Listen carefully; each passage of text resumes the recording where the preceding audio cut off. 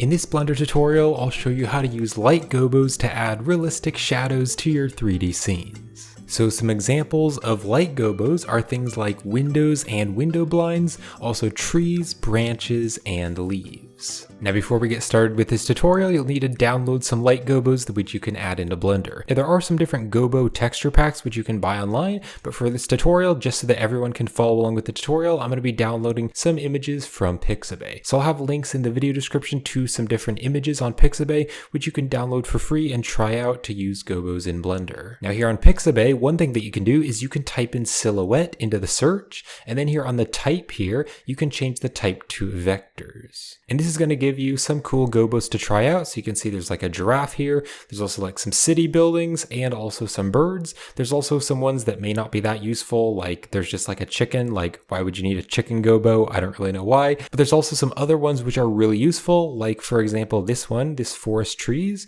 So I'm going to click on this one here. So you can see this one is very useful because it looks like some trees and you're looking up at the trees. So this could be very useful to use as a gobo to make it look like you're in a forest. Now you can also use procedural textures in Blender to create gobos, and I'll show you how to do that in the video. And also, if you have an image which doesn't have transparency, you can either make the image transparent, which I'll show you how to do, or you can also use like a black and white image to create a mask, and you can use that to create the gobo. So even if you don't have a transparent image, there are ways to use really any image to make a gobo with the image. Now, when it comes to using the Cycles and Eevee rendering engines, the method is a little bit different because the method that works in Cycles for creating gobos doesn't work the same in Eevee. So in the video, I'm first going to show you how to set it up using the Cycles rendering engine, but if you want to jump to the part where I'm going to use it in Eevee, you can use the timestamps in the description, and later in the video, I'll show you how to set up gobos using the Eevee engine. And in the tutorial, I'll be using this T scene. This is a tutorial that I created a while back. If you want to check out that video, link is in the description. So let's hit Shift A for the add menu.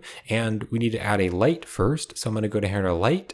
And for gobos, it's best to use a spotlight or an area light. However, I think spotlights work better. You can use an area light, but I'm going to be using spotlights because I like it better. So I'm just going to rotate this light here, rotate it over and just stick it there at the T scene, and I'll go into the rendered view. So let's now click here to go to the object data properties, and I can turn up the power of the light to make it stronger. I'll just go with like a 1500, something like that. So now to add the gobo, we need to go into the shader editor. So I'm going to click here to go to the shading workspace, and I want to make sure I have the light selected. Now you can see over here, if you are in the shader editor, I need to click on use nodes. So click on the use nodes button, and you can see that the lights actually can use nodes. So that's where we're going to be adding the gobo texture. So let's hit Shift A for the add menu. We'll go to the search, and I'm going to search for image texture and drop this here, and then I will open a texture. So what I'm going to do is download this tree one right here, and I will click on open image. And so this image does have transparency. Now you can see when I added this image in, sometimes it sets it to UDIM tiles, and UDIM tiled isn't going to work. So if you have this set to UDIM tiles, make sure you change it back to single image. And also here on the color space, I don't think this is really going to affect anything, but I'm going to change this back to sRGB, which is the default. Now because this has an alpha transparency, it has an alpha map, we can put the alpha here into the strength. And so what that's going to do is going to say that where it's transparent, it's going to be basically invisible, but then where there is actually color, that is where it's going to show up. So now if I look around here, you can see that there's basically light where the trees are. Now the problem with this is that the trees are lit up, but then everything else is in shadow. So we need to go to the add menu, and we need to search for the invert color, and we'll put this here in between the alpha and the emission strength. And that's going to invert it. So now you can see it looks like there is a sunlight shining through the trees, and I'm going to scale this up because trees are a lot bigger. So I'm going to scale this way up, kind of rotate this around. So something like that, maybe even bring it back a little bit farther. And then because I brought it back farther, I need to turn the power up. So let's maybe go with like a 4000 or maybe even like an 8000, so it's quite a bit brighter. So if I go into the camera view, now you can see it looks like we're in like a forest or something, and maybe someone's having like a picnic or they're outside on a deck. And I even think that I need to scale this up even bigger because trees are pretty large and it kind of looks like the trees are quite small. So I'm going to scale that up even bigger. So now let's go over the different light settings. So you can see there is the color. So I can change that. So for example, I could make it a slight yellow color. I think I am going to go with that. So it looks like maybe it's like a morning scene and there's kind of this soft, slightly yellow light. Then there's also the light strength, and and that is with this power. Now, if you want to change the power in the node editor, you can do that. So what you want to do is search for the math node, and you want to put the math node between the invert color and the emission. Then on the add here, I need to change it to multiply, because if I just set it to add and just turn up the value, the gobo is going to go away. So I'll change it to multiply instead, and then turn up the value, and you can see it's just going to make the light stronger, but the shadow is still going to be there. So if you don't want to play around with this power, if you want to use the power or change the strength in the node editor, you can add this multiply, and you can see I can change that, and it's a lot more strong, and it's easier to kind of change the brightness, so you could do that if you want to. Now on this spotlight, there's also a radius, and this radius is the amount of blur. So if I turn this way up, it looks a little bit more like an overcast day. There is a little bit of light though, but if I turn the radius way down, it's going to be a lot more sharp. So if I kind of zoom way in here, zoom closely, you can see how sharp it is, but I like to turn the radius up a little bit because I think that's going to make it look a lot more natural. And also you won't be able to see the pixels in the texture as much. So it just kind of blurs everything out. So I would recommend turning the blur up a little bit. So turn that radius up and it will just kind of blur the gobo a little bit. Basically how this works is if you look up here at the top of the light, if I make the radius bigger, it's going to make this circle bigger. And this circle is representing where the light comes out. So if there's a really large light, it's going to be a very soft light because there is a lot more places where the light is coming out. If this is really small though, like a sunlight, the sunlight is very far away because in the real world, the sun is very far away. So it's going to be a lot smaller. So that's why on a really sunny day, the shadows are really sharp. But on an overcast day, there's a lot of light that's kind of displaced out by the clouds, so it looks more soft. So I'm going to make it just a pretty small value so it's more soft. Now you can also change the spot size. So if I turn this up and down, it is going to scale the gobo, but it's also going to change the size of that spot. So I'm going to make it pretty big. So I'll make it bigger, kind of like that. And later in the video, I will show you how to change the spot size without the gobo texture moving, because there is a method for that. And then also there is this blend here. So if I just make the spot size smaller, you can see there's the end of it. If I change the blend, that's going to add kind of like a fading there on the edge. So you can definitely turn that up if you want to fade away. That can be useful. But for now, I'm going to keep the fading down, and instead I'll just turn the spot size way up so it's covering the entire image.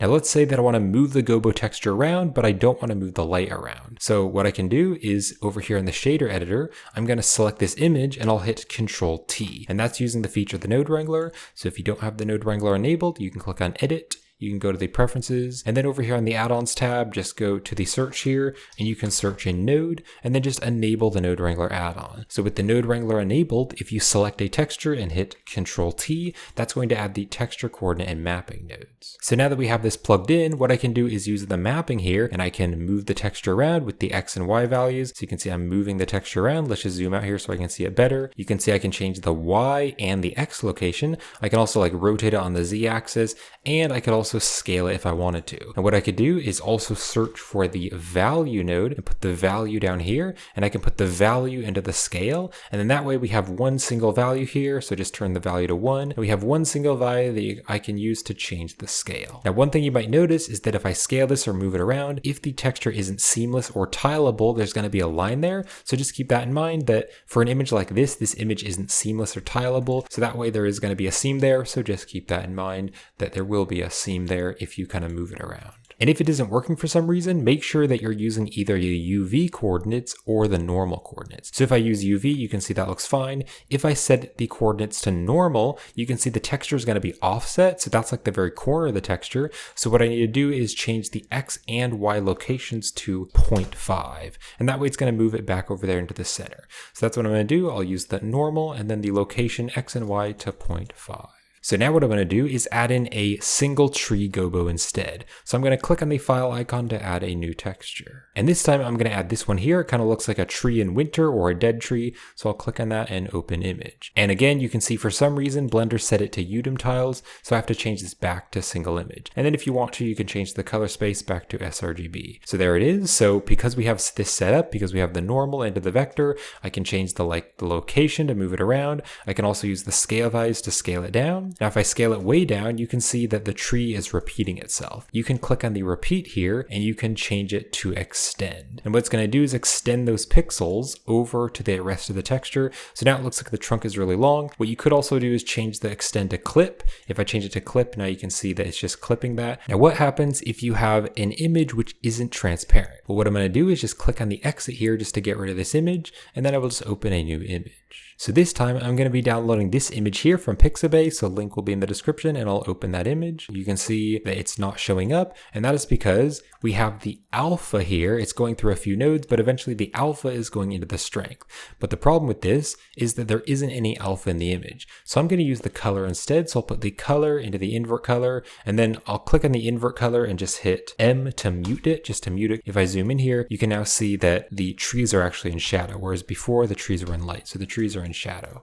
And then also this image is really small. So if I go back to the scale here, let's just turn the scale up so it's a bit bigger. Let's also turn the multiply up here. So maybe I'll turn this up to like a 6 so it's a bit brighter. So you can see that it is working, and why it's working is because the color here has some parts which are lighter and some parts which are darker. However, you can see before I turned up the value, if I just leave this at like 1, you can see it is kind of subtle and there's kind of like some fading away on the side. So what I'm going to do is make the colors more contrasted. So what we're going to do is search for the color ramp, and we'll put the color ramp here after this image. And now I can drag the black tab and drag the white tab, and you can see as I drag the white tab up, you can see it's going to be more and more contrasted. So now you can see it's nice and bright again. And so if I take a look at the image here, why this is working is because the trees are in shadow, so they're darker, but then the rest of the image is that light blue. So I'm basically just using this as a mask to make it black and white, and we're using that instead of using an alpha channel. However, this isn't going to work for all images, because if the images kind of have the same level of brightness and darkness,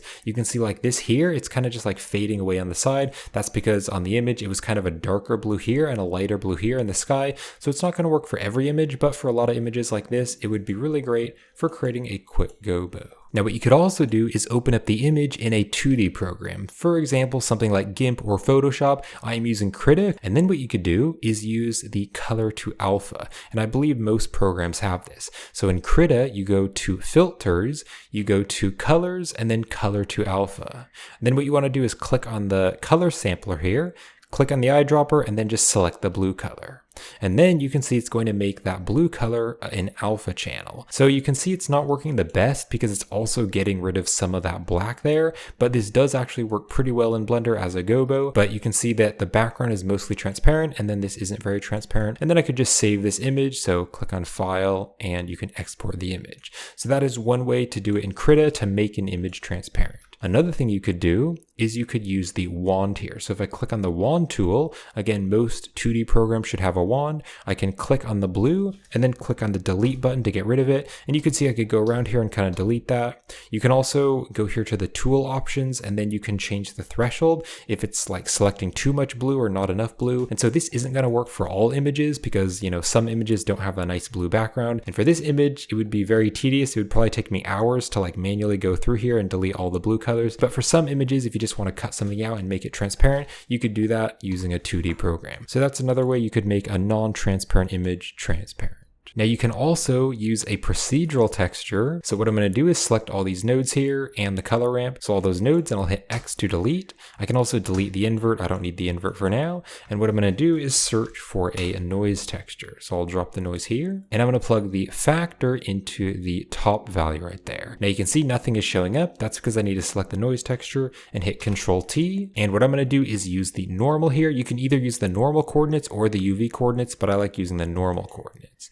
And then what I can do is turn like the scale up, turn the detail up. But then what I also want to do to make it more contrasted is add a color ramp and drop the color ramp right there. And then I can drag these two tabs together so they're closer and more contrasted. And then I can like turn the roughness up, make the detail really high, and turn the scale up. So you can see it doesn't look quite as realistic as using a real image texture, but it does kind of give you that effect that it looks like you're in a forest and there's a bunch of trees above you and the light is coming through the trees. Now I can also use a wave texture. So I'm going to select all these textures and delete them. I can search for the wave texture, and I can put the color into the top multiply there. And then again, I need to hit Control T with the wave texture selected, and I like using the normal, so I'm going to use the normal one, or you could also use the UV, but I'm going to use normal. And then I can like turn up the scale like that. What I can also do is change the X to Y instead, so it's the opposite direction. Procedurally, this is giving us the effect of like window blinds. So you could add that there, and then you can of course play around with the scale and things. What I'm going to do is search for a color ramp and drop it here after the wave, and I can drag this down to make it more contrasted. So now it looks like there is a window right here, and there's like morning sunlight shining through the window, and there's like window blinds, which is giving that really cool effect. What I could also do is search for a plane, and I could move the plane over here and scale it up to create like a shadow. And then I'm going to duplicate the plane, and I'm going to put this plane here on the other side. So now you can see if I go into the camera view, it looks like maybe there's just a small window, or the windows just open up a little bit. So now you can just see a little bit of light coming through. So the next one that I want to show you is adding in like an image like a bat. So what I'm going to do is select all of these textures here, and I'm going to delete them. Let's go to the add menu, and I'm going to search for image texture. And again, let's click on open. And I'm going to be downloading this bat image. And so this is on Pixabay. You can download it with the link in the description, and I will just open that image. So this does have an alpha. So we'll put the alpha into the top value of the multiply. And then again, the UDIM tiles needs to be set to single image, and I'll change this color space to sRGB. So you can now see it kind of looks like the Batman logo. So you know in Batman, like they always have that light which is shining up into the clouds or shining up on a building or something or into the fog when they're calling for Batman. So that's kind of what it looks like. So I thought it'd be cool to add this in just to show you how to set that up. However, there's a problem, and that is that the bat is white, but the bat should be in shadow instead. So what I'm going to do is just search for the invert color, and we'll drop this after the image. So you can see now it's like a spotlight moving around, maybe shining up on a building or shining in the clouds. Now here is what I wanted to show you, and that is when I turn the spot size up, it's also making the image bigger. So to fix this, I need to select the image, and again, I need to hit Control T to add the texture coordinate and mapping. And again, we're going to use the normal coordinates. Now, when I set this to the normal coordinates, it made it really big, so you can't see the bat logo. So I'm going to search for a value node, drop the value here and put the value into the scale, and then I can turn this up. So you can see it's pretty much the same setup that we've done earlier in the video. Now again, I only want to see one bat. So on the repeat here, we're going to change it to clip. And then also because I'm using the normal coordinates, you can see it's moving it over slightly into this corner. So I need to turn the X and Y values to 0.5. So now that we've set this up, I can change the spot size. And so we can make the spot size bigger or smaller, but it's not going to affect the bat. And I can use this value to change the bat individually. And I can also rotate the bat image like on the Z axis, and I can also move it around if I want to. So now I'm going to show you how to use Gobos if you are using the Eevee rendering engine. Because if I go up here to the render, change the render engine to Eevee, you can see it's going to disappear. And that's because this node setup just doesn't work in Eevee, so we need to set it up differently. So I'm just going to select all these nodes here and just delete them, and we'll also delete the multiply. So we're just going to delete all those, and we'll go back here to the layout so we can see this in full screen. So what I need to do is I need to create a physical Gobo which is on top of the light, and that way the sun or this light here is going to shine through the Gobo. So I'll go to the add menu, and we're going to go to image, and then I can choose mesh plane. And you can use whatever Gobo you want. I'm going to add this one here again from Pixabay, and I'll just open this image. And so you can see it adds it as a transparent image because it has transparency. So I'll move this over and I'll rotate it and scale it up. And I'm just going to stick it right here. You can also double tap the R key to use the trackball rotation. And you're just going to need to physically stick it in front of the light. So this is actually pretty useful. You could also do this in cycles. If you want to just do this in cycles and Eevee, you could do that. It actually works pretty well, and it's pretty easy to set up. All right, and then if I select the light again, let's go to the light settings. So you can see it looks a little bit too blurry. So I'm going to turn that radius down a little bit so it's not quite as blurry. And then I'll also turn the spot size up just like that. So that's looking a lot nicer. Now, if you are in the Eevee rendering engine and you have a non-transparent image, then you can still create the Gobo. So I'm going to delete this image. I'll go to the add menu, and I'll go to image and choose mesh plane. And this time I'm going to use that same image from Pixabay, which I used earlier in the video. So I'll just import this image, and I'm going to rotate it, scale it up, and just stick it right over here. So if I go to the shading workspace, so what I can do is drag this out, and the color, we don't actually want any color. So I'm going to unplug the base color, and I'll make the base color fully black. So now what I can do is I will also want to unplug the alpha because it doesn't have any alpha channel, so it doesn't have any transparency. And I'm going to put the color into the alpha instead. So now you can see it is working, but I need to kind of make it more contrasted. So just like we've done before in cycles, we can add a color ramp in between the image here and the principal shader. And then I can drag these values together to make them more contrasted. So just like that. Now the problem is that the light is actually showing up where the trees are. So we just need to flip these values just like that. So put the white over here and the black over here, and now you can see we have that Gobo with an image which wasn't transparent. So this image originally isn't transparent, but we made it transparent just by creating that mask there. Now if you want to set up procedural Gobos in the Eevee rendering engine, again, the light settings with the light node setups isn't going to work, so you're going to need to add an image just like we've done before, and I'm just going to delete these images, and then I can just create a mask just by adding a noise texture, and I will plug the factor into the alpha, and then I just need to search for another color ramp to make it more contrasted, and I can drag the black tab and drag the white tab out like that. So there we go, we've created a Gobo with a procedural texture. Let's also turn the scale up and the detail up and maybe turn the roughness up. And there we go, there's the procedural Gobo in Eevee. So that's how you can use Gobos in Blender to add realism and more visual interest to your 3D scenes. And if you enjoy these videos and you'd like to help support me and this channel, a great way to do that is by checking out my Gumroad store and Patreon page. So on my Patreon page, you can join one of my memberships and you'll be helping to support the channel each month, and you'll also get access to lots of Blender content, like 3D models and assets, tutorial files, artwork project files, procedural materials, geometry node modifier setups, and lots more Blender content. So I hope you enjoyed the video, and thank you for watching.